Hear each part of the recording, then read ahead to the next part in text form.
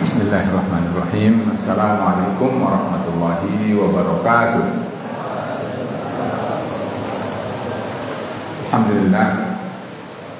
Alhamdulillahilladzi an'ama alaina bi ni'matil iman wal islam.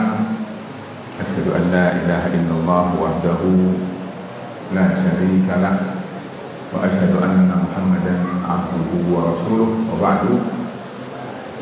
Jamaah salatul tarawih yang dirahmati Allah subhanahu wa ta'ala, di hari kedua menjelang hari ketiga, saya akan sampaikan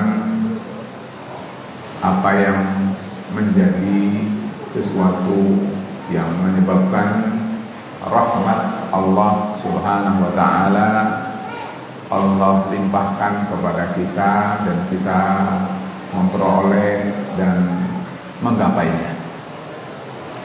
Kemarin Anda sudah sampaikan bahwa di antara cara adalah kita harus tasdik, harus mengimani, ya, harus membenarkan apa yang menjadi ayat-ayat firman dan syariat Allah subhanahu wa ta'ala.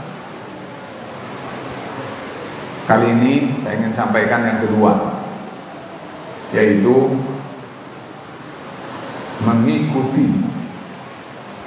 mengikuti ajaran dan tuntunan yang Allah syariatkan di dalam Al-Quran, di dalam Kitabullah. Dalilnya adalah terdapat dalam surat Al-An'am ayat ke-155. Allah berfirman, A'udzu billahi minasyaitonir rajim. Bismillahirrahmanirrahim. Wa hadza kitabun anzalnahu mubarakun fattabi'uhu wattaqu la'allakum turhamun. Allah berfirman, dan hadza ini maksudnya Al-Qur'an. Dan Al-Qur'an ini adalah kitabun, merupakan kitab anzalnahu yang kami turunkan, mubarakun, di dalamnya penuh dengan kebaikan, penuh dengan keberkahan. Fattabi'uhu, maka ikutilah oleh kalian dia, maksudnya Al-Quran. Jadi Allah SWT menyuruh kita, memerintahkan kita, wahai umat manusia, wahai umat Islam, Allah telah menurunkan Al-Quran, Allah telah menurunkan Kitabullah. Kitab ini penuh dengan keberkahan, penuh dengan kebaikan. Lalu setelah itu Allah perintahkan, maka ikutilah oleh kalian dia. Ikuti Al-Quran, ikuti Kitabullah, ikuti sesuatu yang di dalamnya penuh dengan keberkahan dan kebaikan. Lalu di akhir ayat Allah Subhanahu wa taala mengisyaratkan bahwa siapa di antara kalian yang ingin memperoleh kasih sayang Allah, rahmat Allah, maka lakukanlah apa yang diperintahkan. Berarti jamaah sekalian, jangan ragu. Kalau kita mengikuti Al-Quran, kalau kita menepati tuntunan Al-Quran, kita akan dilimpahi rahmat Allah Subhanahu wa ta'ala. Bukan saja nanti besok di hari akhir, tetapi juga kita masih di dunia yang fana dan sementara ini. Jemaah sekalian, supaya konkret, bagaimana caranya? Apa langkah yang mungkin kita bisa ikuti kalau kita ingin mengikuti Al-Quran? Nah, ini mungkin bisa diperhatikan. Yang pertama adalah meyakini Al-Quran adalah firman Allah dan kitabullah. Ini yang pertama. Kalau manusia yakin dengan ini, maka dia akan ikut. Bayangkan manusia itu, kitab undang-undang buatan manusia saja dipatuhi.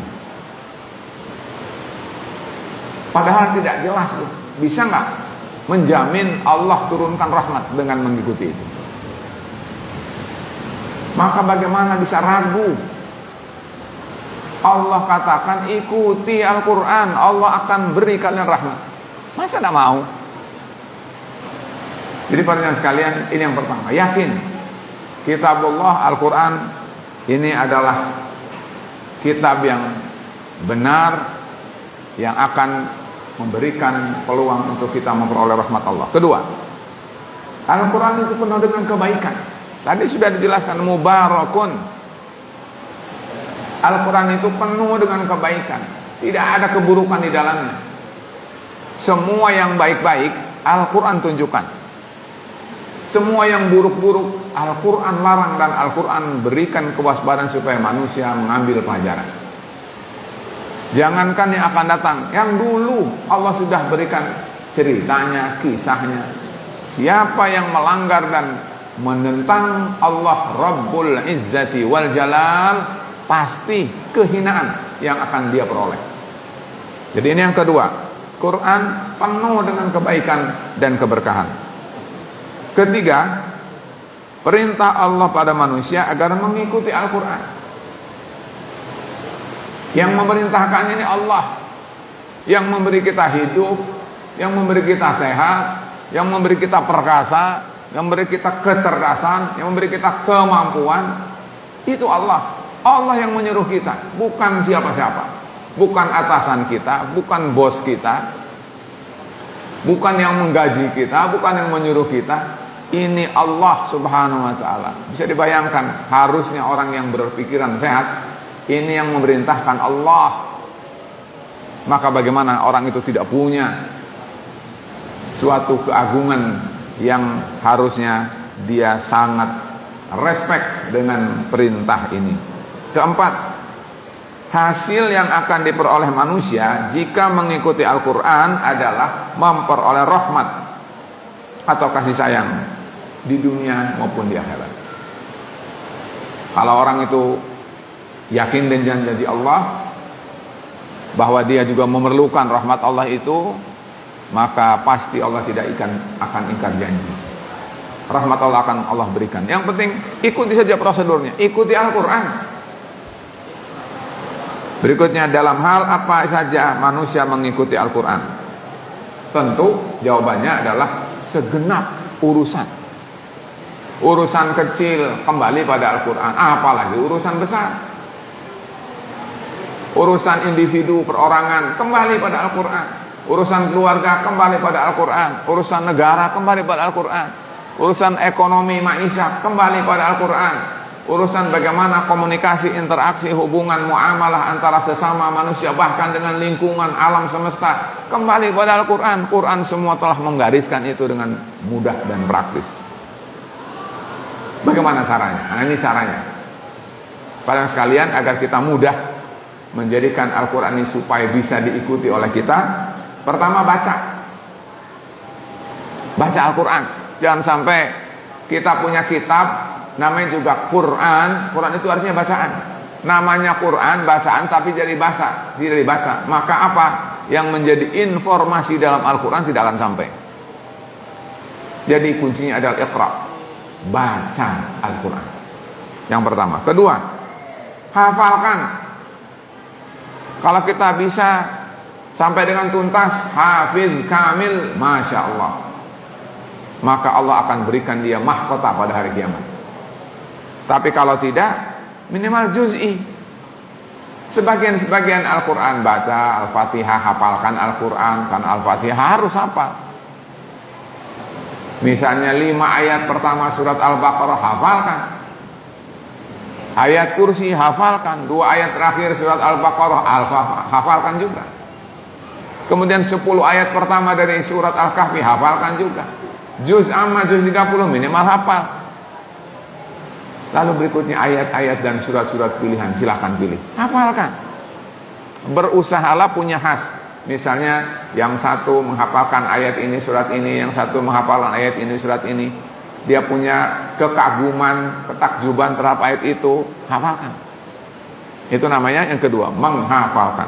Ketiga, memahami isi dan kandungan Al-Quran. Jangan sampai lepas begitu saya baca, tetapi baca Al-Quran dengan terjemahannya. Dulu saya menganjurkan 3 mushaf, tapi sekarang dengan alam digital ini cukup 1 untuk 3-tiganya. Mushaf berbahasa Arab semua ada di dalam aplikasi, terjemahan ada di dalam aplikasi. Dulu adalah mushaf itu ada mushaf jaib, mushaf yang saku ya. Sekarang mushaf saku sudah di handphone. Jadi semua adalah bisa ada di dalam handphone. Maka dari itu handphone itu gunakan untuk beribadah pada Allah. Antan adalah memahami Al-Quran. Berikutnya, membumikan nilai, norma dan syariat Allah yang Allah tetapkan dalam Al-Quran. Tentang perdagangan, tentang interaksi, tentang semua apa saja yang ada dan kita perlukan dalam hidup kehidupan, sebetulnya sudah ada di dalam Al-Quran, tinggal kita cari. Berikutnya adalah mengajarkan dan menyebarkan. Kita sudah baca, sudah mengerti, kita sudah tahu tentang masalah-masalah tertentu dalam hidup ini. Jangan cukup sampai diri kita sendiri, sebarkan pada orang, ajak orang lain, ajak untuk membaca Al-Quran, sampaikan Al-Quran, terjemahannya, apanya, mungkin melalui status, melalui WA, petikan-petikan dalam Al-Quran itu sampaikan pada orang, sehingga orang tahu bahwa oh itu ada ternyata dalam Al-Quran. Bisa jadi temuan yang satu menemukan ini, yang lain menemukan itu, lalu orang lain itu membaca, insya Allah akan mengambil manfaatnya. Terakhir, menjaga kemurnian Al-Quran, menjaga keagungan Al-Quran. Tidak boleh ada orang yang dibiarkan menodai Al-Quran.